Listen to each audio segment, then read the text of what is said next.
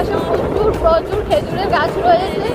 আর আমরা যাচ্ছি এখন অরিজিনাল খেজুরের গুড় আনতে নগরীতে।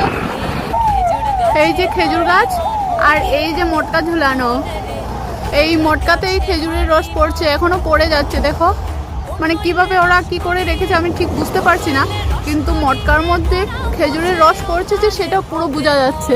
আর এই যে বড় বড় উনুন, তার মধ্যে খেজুরের রসটাকে জাল দিয়ে গুড় তৈরি করে, একদম খাঁটি।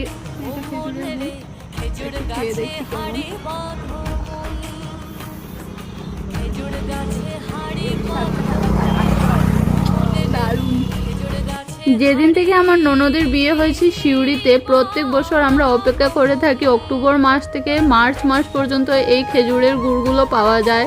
শীতকালটা আমাদের খুব মজাতে কেটে যায় খেজুরের গুড় দিয়ে, পাটালি গুড় দিয়ে। যেহেতু এটা অরিজিনাল পাওয়া যায়, তো এটার খাওয়ার স্বাদটাই আলাদা, মজাটাই আলাদা।